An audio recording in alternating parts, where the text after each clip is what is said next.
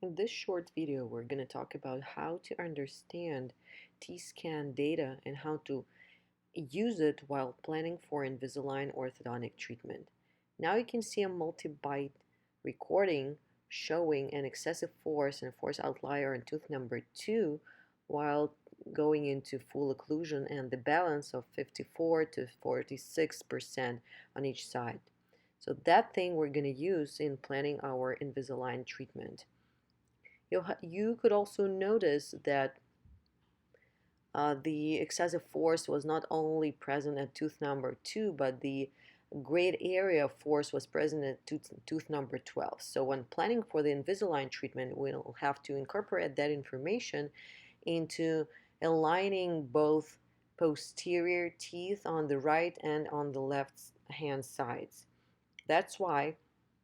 the patient, when presented with class 3 occlusion and with no guidance, should have uh, all their posterior teeth aligned first before going into treating class 3 and changing its mandibular position into a normal class 1. The overjet correction should also be incorporated not only by using our IPR but also by reducing the posterior interferences using all that data. With the initial alignment based on the multi-bite recording, we'll be able to further change the clean check based on the required or desirable guidance from both left and right excursive movements, which we will be able to see later in this movie. So now you can see that when correcting overbite, which we essentially don't have in class 3 occlusion, we will need actually to intrude posterior teeth to correct that class 3 and to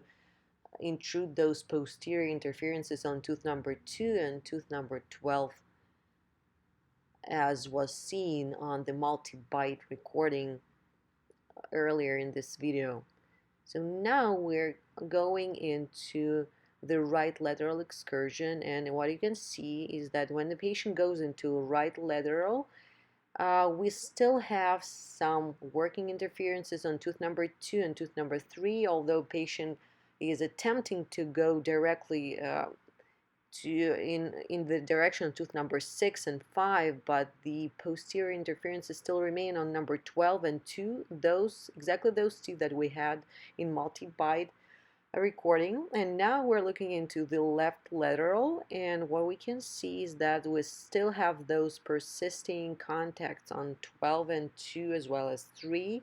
and 15, and the left lateral recording ends up with having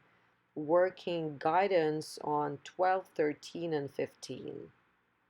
This is something that we're gonna change while gradually vertically aligning posterior teeth, and the main focus will be on number 2 and 12 as stated in those 3 recordings, and then we're going to work on clearing those working interferences in both excursive movements, both lateral right and left excursive movements.